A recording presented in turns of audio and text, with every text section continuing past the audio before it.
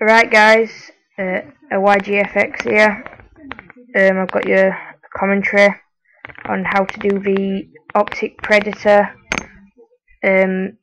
lock-on in Sony Vegas Movie Studio, not Sony Vegas Pro 10. And before I get started, you want to download this kind of thing here. It's just a lock-on. Just searching OpTiC Predator on YouTube, free download, and it's the same for the background as well. You just have to do the same things, change whatever colour you want, stuff like that.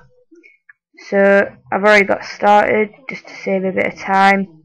All I've done really is got to the point where I shoot the gun. Well, it's not my clip to be fair, but where the gun is fired, and then you want to put this lock on so it goes all the way up to it. And this sort of sound with mine, I don't know if it'll come with yours, but there you go. But as you can see, it's kind of fuzzy and it goes over the clip so you can't see through, and it's really simple to fix this. So let's get started. I'm going to want to zoom in so I can get the event pan and crop, which I'll go to in a minute. So I'm going to go to properties, maintain aspect ratio tick off. You can do disable resample, but I'm not going to bother. And then basically that just like makes the size a bit better. And next I'm going to go to event pan and crop, and just give me a sec, and I'll go over to the start because that's when it's sort of at its biggest. And I want to kind of zoom in so you get the full screen in on it. So just zoom in to the right length. You can do that. It's not exactly hard. And if, well, you won't know, but I've started a new graphics channel. That will have all. I might upload this video, this tutorial onto that, but I'm not too sure. So now you can see it kind of uses a full screen, which is much better. Now I want to get rid of this black background. Some of you might already know how to do it. And the two effects we'll be using is chroma key and it's colour balance, I think. Yeah, I think it is. I'm going to do the chroma key first. Pure red screen, drag and drop. You want to put this all the way down to 0. What it does is get rid of the black background, but as you can see it makes this quality really horrible around here. So you just want to move this low threshold and the high threshold about till you get it to the bit where you want it. Like full, when you put it to the full, it kind of makes it a bit thinner than it already is. So I kind of like it to be on about 800. So that's looking alright. Now it's green. That's what we do not want. Well, some of you might not. So I'm going to go on to this colour balance, drag and drop, and all this does is kind of changes the colour. So get it to how you want it. A lot of people have it red. You can't exactly get it to bang red, but you know. So there's orange, stuff like that. I'm going to have it a nice blue colour, as I have done in previous edit. A nice light blue. Just going to find that. You know what? I'm just going to have it. I'm not having it that colour. There we go. Oh my god. Can't even get a colour.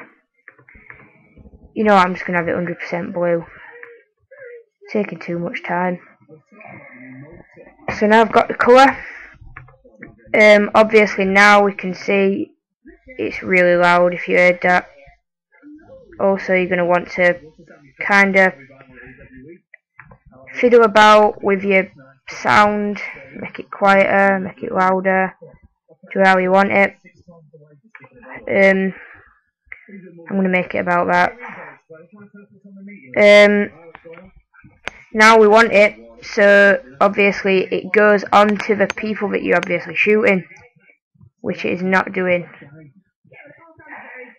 well, it kind of does at that last bit. So what you're going to want to do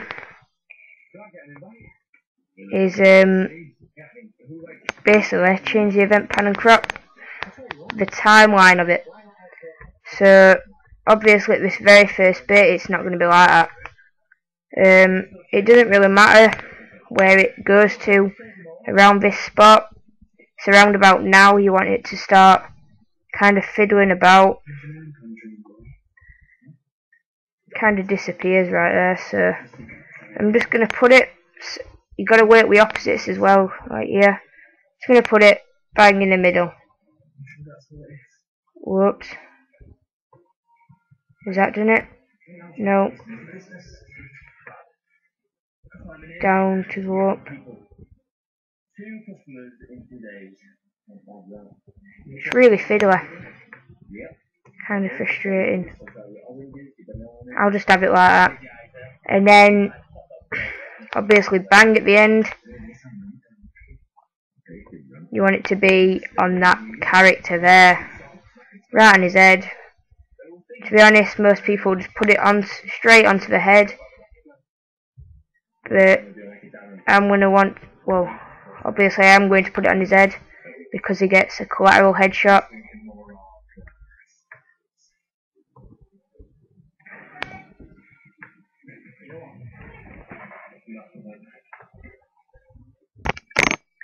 Sorry about that. So let's get back to this. Getting the triangle thing on his head.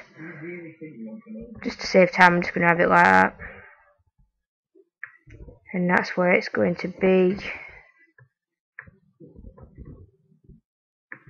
Not a very nice quality there. Just keep it down here. That'll do. Right, I'm just going to turn my sound down a minute.